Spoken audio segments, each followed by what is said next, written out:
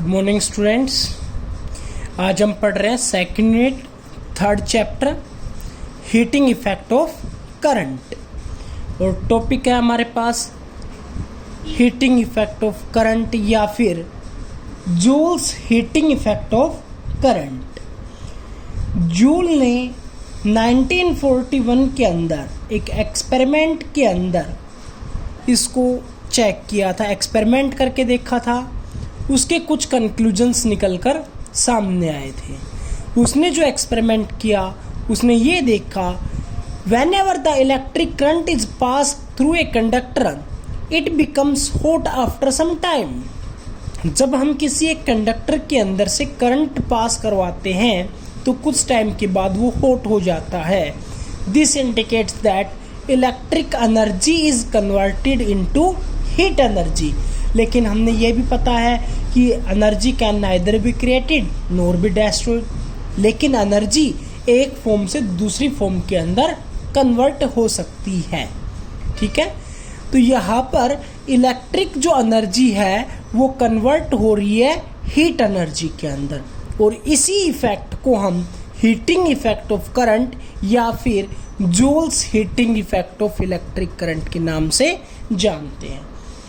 जब जूल ने 1941 के अंदर इस एक्सपेरिमेंट को करके देखा था तो कुछ कंक्लूजन सामने आए थे। वो ये था कि heat produce that is directly proportional to I square R T. I यहाँ पर current flowing in the conductor है और resistance of the conductor and T is time for which the current is flowing. ठीक है, directly proportional के sign को हटाने के लिए यहाँ पर एक कांस्टेंट यूज किया गया। कांस्टेंट की वैल्यू क्या है? 1 है, इसलिए H is also equals to I square R T. जो इसकी हीट एक एनर्जी है तो इसकी यूनिट क्या होगी? जूल। ठीक है, लेकिन हीट जो जूल में है उसको कैलोरी के अंदर कन्वर्ट करने के लिए आपको ये वाला रिलेशन ध्यान में रखना पड़ेगा। उसको 4.2 या फिर कुछ रेफरेंस बुक के अंदर 4.18 से डिवाइड भी करके दिखाया हुआ है, तो हमें उसको रफली न्यूमेरिकल के अंदर 4.2 से या अप्रोक्स से डिवाइड कर लेते हैं तो वो हमारे पास कन्वर्ट हो जाती है कैलोरी के अंदर। ठीक है, cause of heating effect. The conductor get heated due to flow of electric current through it. Electric energy supplied by the source of EMF is converted into heat energy. तो ये कहता है जब हम किसी कंडक्टर के अंदर से करंट फ्लो कर रहे थे तो उसकी वजह से जो हीट प्रोड्यूस्ड हो रही थी वो क्यों हो रही थी? Supplied by the electric energy supplied by the source of EMF। जो हमने एक बैटरी या सेल का यूज किया है तो ये जो EMF या फिर पोटेंशियल इसके अंदर सप्लाई करेगा उसकी वजह से ये वाला रेजिस्टेंस उसके अंदर क्या करेगा? हीट प्रोड्यूस्ड करवाएगा। ठीक है, next heat produced by electric current. तो ये वाला सर्किट डायग्राम देख रहे हैं, ये हमने एक रेजिस्टेंस लिया है, ये हमने एक सेल ली है, इसमें से आई करंट फ्लो करवा रहे हैं। ए भी हमने कोई एक रेजिस्टेंस वायर ही माननी है।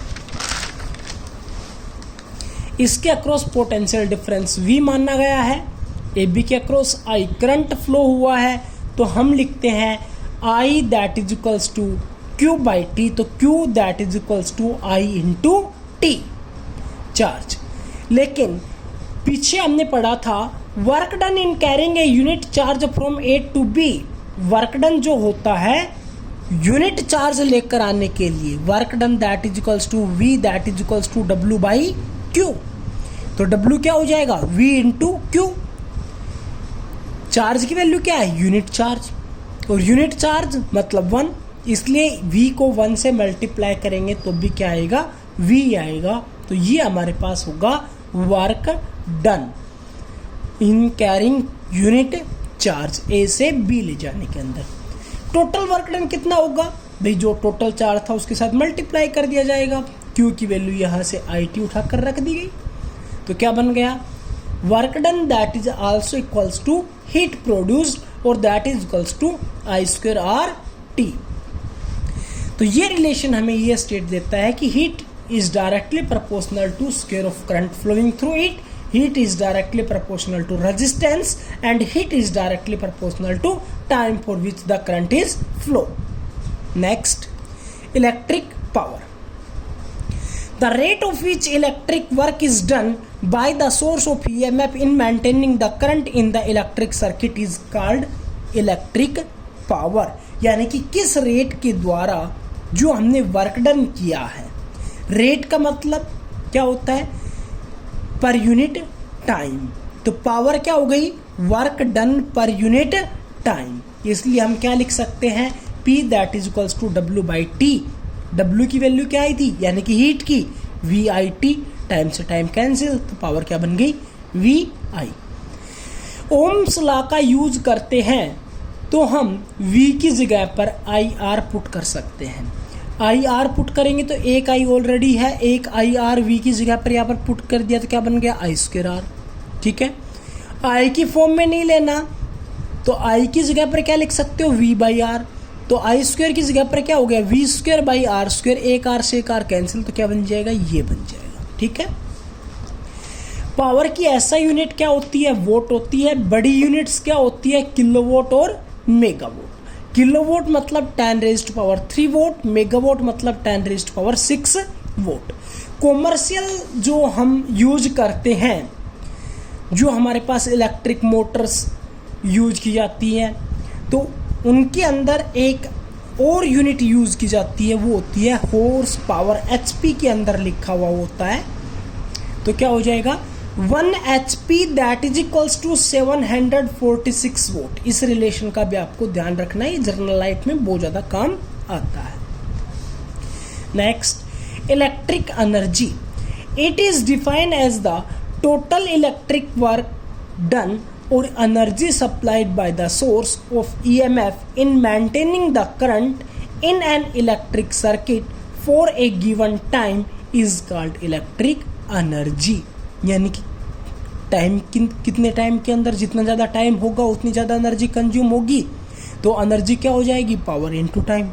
यूनिट क्या होती है एनर्जी की, जूल होती है।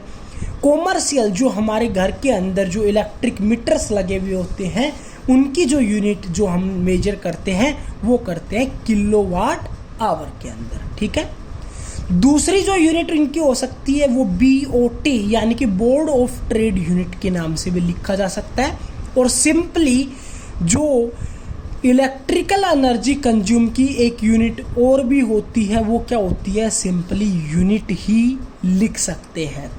जो हमारे घर के इलेक्ट्रिक मीटर्स हैं, उनकी जो रीडिंग आती है वो मान लीजिए 50 आ गई, तो हम उसको क्या बोलते हैं, कितनी यूनिट कंज्यूम की है, 50 यूनिट। यूनिट भी उसकी एक SI यूनिट हो सकती है कॉमर्शियल एनर्जी कंज्यूम की। Efficiency of an electric device, Neeta के साथ इसको डिनोट किया जाता है। तो एफिशिएंसी क्या होती है, it is the ratio of output power to the input power. Maximum power transfer theorem, ये क्या कहती है, it states that power output across a certain load due to a cell और battery is the maximum if the load resistance is equal to the effective internal resistance of the cell or battery। Maximum power transfer कब होगी, जो आपके पास load resistance है, यानी कि जो external use करते हैं वो, और इफेक्टिव इंटरनल रेजिस्टेंस सेल का या बैटरी का अगर दोनों इक्वल हो जाते हैं, तो उस टाइम के ऊपर मैक्सिमम पावर ट्रांसफर होती है। Thank you.